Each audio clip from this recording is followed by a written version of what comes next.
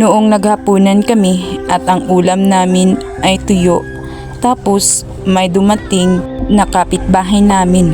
Agad na itinago ni mama yung plato namin at tumigil kami sa pagkain. Nung sumama ako kay mama para bumili ng gamot niya, sumakay kami ng jeep pero kulang na pala ang pamasahe namin kaya kinalong na lang ako ni mama.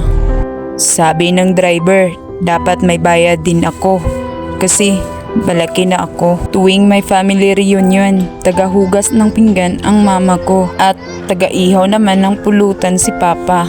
Kami naman magkakapatid tagabili ng yelo.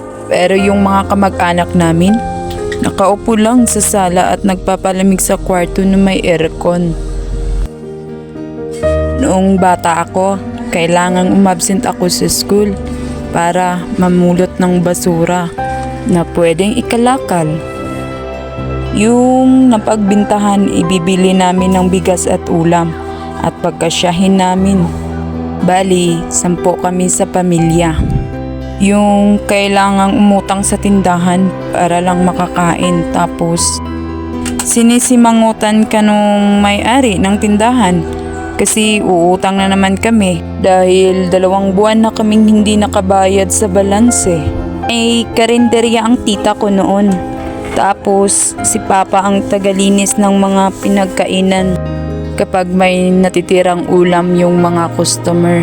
Palihim na ilalagay ni papa sa supot yung ulam at iuuwi sa amin magkakapatid para may makain kami sa hapunan.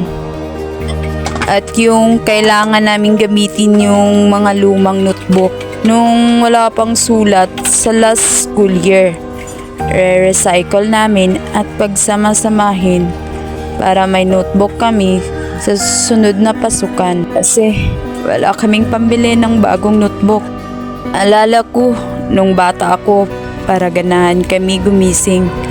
Sasabihin ni mama ang ulam namin hotdog at fried chicken. Pero pagdating namin sa lamesa, nilagang okra pala at saging na saba. Noong bata kami, nag-uulam kami ng patis at suka. Ilalagay namin ang suka at patis sa aming kanin. Hindi naman kasya yung pera ni mama para makapagluto ng masarap na pagkain. Mula first year hanggang 4th year high school ako. Iisa lang ang gamit kong sapatos. Pinagtatawanan ako ng mga classmates ko. Kasi yung sapatos ko raw may buhay dahil nakanganga na at nagsasalita pa. May time pa nga na naputol yung tsinelas ko. Ang ginawa ni papa, nilagyan niya ng straw tapos ikinabit para may magamit pa ako pagpasok sa eskwela. Kapag malapit na ang Pasko, may ambagan kaming magkaklase pang-celebrate sa Christmas party namin. Sabi ng teacher ko, hindi daw pwedeng umatin kung hindi mag-aambag. Kaya wala akong memories na nagpasko kasama ng mga kaklase ko kasi bawal ako umatin. 10 kaming magkakapatid at sabay-sabay kaming nag-aaral. At sa tuwing umaga, bibili ng isang Lucky Me si kuya.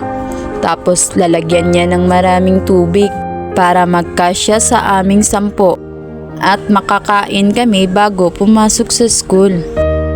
Naalala ko noon, yung bag ko plastic dahil wala kaming pambiling bagong bag.